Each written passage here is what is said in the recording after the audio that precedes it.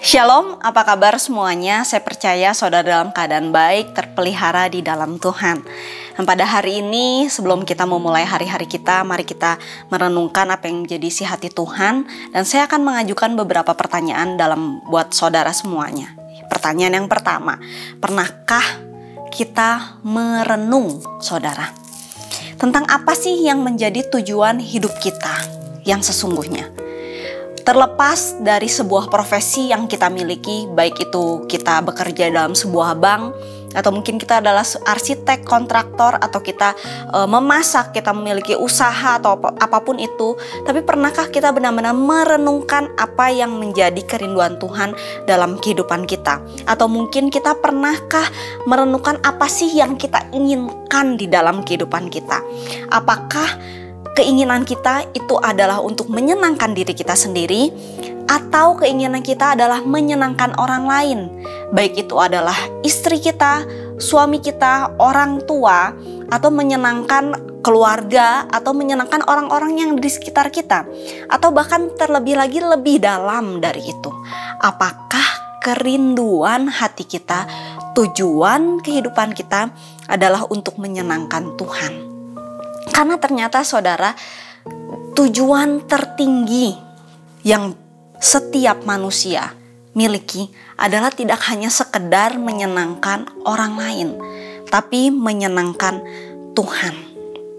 Nah, saya mau mengajak saudara untuk merenungkan apa yang menjadi isi hati Tuhan di sini.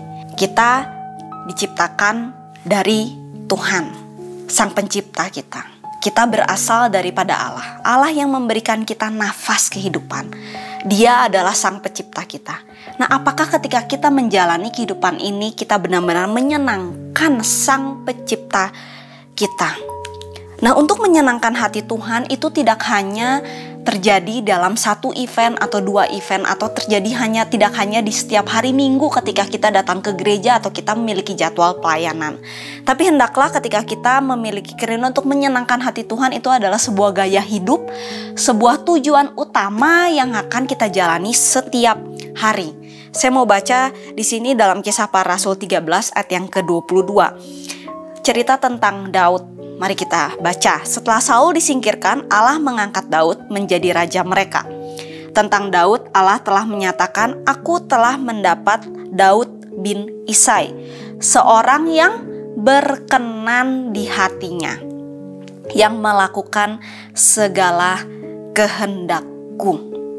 Seseorang yang dikatakan berkenan di hatinya, kita tahu tidak mungkin seseorang yang menjalani kehidupannya semaunya sendiri, menjalani keputusannya seenaknya sendiri.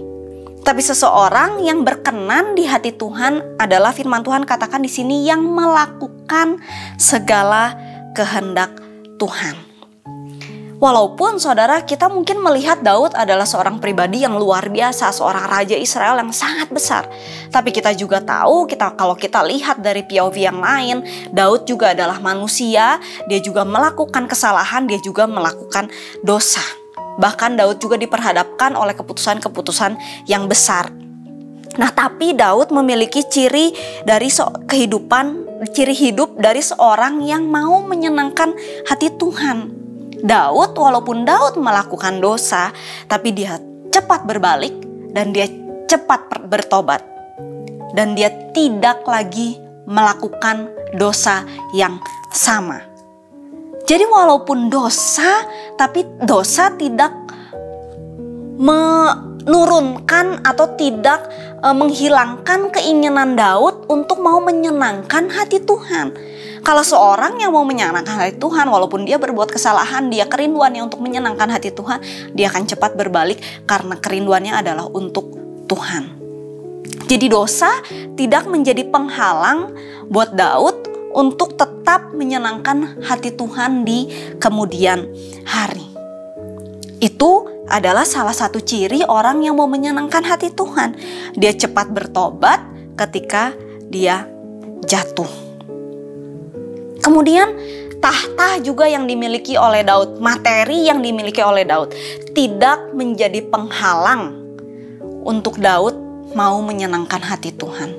Kesibukan yang dimiliki oleh Daud, saudara bisa bayangkan, Daud adalah seorang raja yang besar, ribuan rakyat yang dipimpin oleh Daud. Betapa sibuknya Daud, saudara, kehidupannya Daud.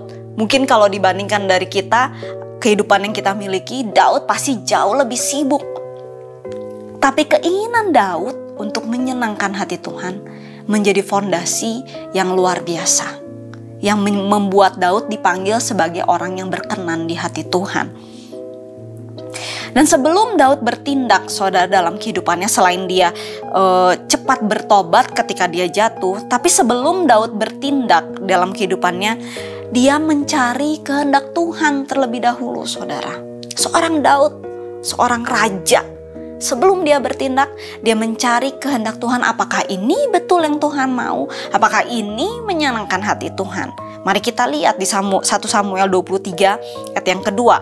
Lalu Daud bertanya kepada Tuhan, apakah aku akan pergi menyerang orang Filistin itu? Sebelum dia berperang, dia tanya sama Tuhan. Tuhan jawab kepada Daud, pergilah, seranglah orang Filistin itu dan selamatkanlah Kehilah. Jadi sebelum Daud bertindak, dia juga tanya sama Tuhan. Dia nggak bertindak menurut dengan akal budinya, dia tidak bertindak menurut keinginan hatinya, tapi dia bertindak bertanya sama Tuhan. Nah, kemudian apa yang Daud lakukan lagi ketika untuk dia menyenangkan hati Tuhan? Yang ketiga, dia membangun kemuliaan Tuhan, bukan kemuliaan diri sendiri. Luar biasa sekali, saudara.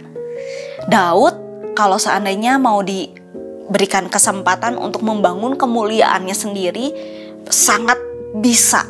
Kenapa? Pada waktu dia mau bangun bait suci yang bait suci yang sangat megah, dia punya resourcesnya, dia punya alat-alatnya, dia punya tukang-tukangnya semua untuk membangun bait suci. Dia punya bahan-bahannya, bahan yang terbaik dia punya untuk membangun bait suci. Kalau seandainya, coba kita bayangkan, seandainya Daud yang membangun bait suci itu, sudah mah Daud itu menang melawan pada waktu dia berperang. Dia berperang lawan si A, si B, si C, dia menang. Namanya sangat masyhur. Kemudian apalagi kalau seandainya Daud yang membangun bait suci, namanya akan semakin masyhur. Tapi dengan jelas firman Tuhan katakan, yang membangun bait suci bukan kamu, tapi itu adalah bagian anakmu. Luar biasa sekali. Dan Daud, luar biasanya Daud taat. Bahkan Daud menyiapkan bahan-bahan yang akan digunakan untuk membangun bait suci itu untuk digunakan oleh anaknya. Dia mempersiapkan untuk anaknya yang membangun bait suci. Itulah kenapa dia menyenangkan hati Tuhan. Dia taat sama Tuhan. Ini bukan bagianmu, ini adalah bagian anakmu. Dia fokus untuk membangun kemuliaan Tuhan, bukan kemuliaan dirinya sendiri. Dan saudara, coba kita renungkan. Untuk kita menyenangkan hati Tuhan, diperlukan yang namanya usaha, saudara. Coba kalau seandainya kita pikirkan, atau mungkin sebagian dari saudara ada yang flashback ke beberapa tahun yang lalu, ketika kita mau memenangkan hati pasangan kita, kita melakukan segala cara, betul? Ada yang mungkin berusaha untuk beli bunga, atau berusaha untuk menyiapkan gift yang terbaik.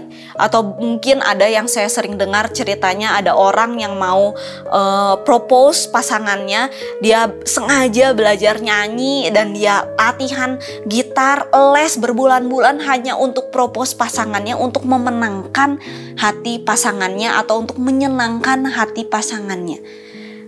Luar biasa sekali kalau kita lakukan untuk orang yang kita sayang. Tapi bagaimana dengan Tuhan? Apakah kita melakukan, memberikan usaha yang terbaik dari yang kita punya untuk menyenangkan hati Tuhan? Karena saudara, selalu dibutuhkan usaha untuk menyenangkan hati seseorang. Dan sebesar apa usaha kita untuk menyenangkan hati Tuhan? Walaupun itu tidak mengurangi kasih Tuhan, Tuhan sangat mengasihi kita. Terlepas kita mau melakukan ini, mau melakukan itu, Tuhan mengasihi kita secara utuh, secara whole. Tapi apakah kerinduan hati kita itu menyenangkan hati seseorang yang memberikan kasih kepada kita yang tanpa batas? Bagaimana kita membalas kasih yang sudah Tuhan berikan dalam kehidupan kita? Dalam beberapa hari ini saya mau mengajak kita semua untuk benar-benar merenungkan kehidupan kita. Apakah benar kerinduan hidup kita, tujuan utama hidup kita adalah untuk menyenangkan hati Tuhan dalam kehidupan kita?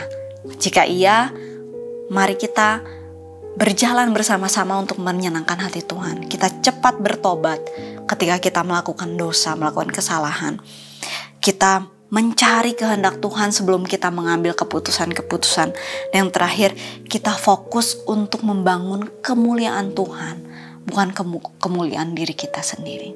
Amin. Mari kita senangkan hati Tuhan dalam kehidupan saudara dan saya. Mari kita tutup dalam doa. Mari kita berdoa. Bapa dalam surga, kami bersyukur buat hari ini kami diingatkan kembali bagaimana kami hidup. Apakah hidup kami itu untuk menyenangkan hati-Mu, atau sekedar kami menyenangkan hati kami sendiri, atau kami menyenangkan kesenangan orang lain. Tapi terlebih lagi dari itu, ajar kami untuk tahu berterima kasih, untuk mau menyenangkan hati Tuhan di atas segala sesuatu yang kami lakukan. Terima kasih Tuhan, terima kasih ya Bapa, biar setiap firman yang dibagikan pada hari ini tertanam dalam hati kami. Di dalam nama Tuhan Yesus, semua yang percaya katakan amin.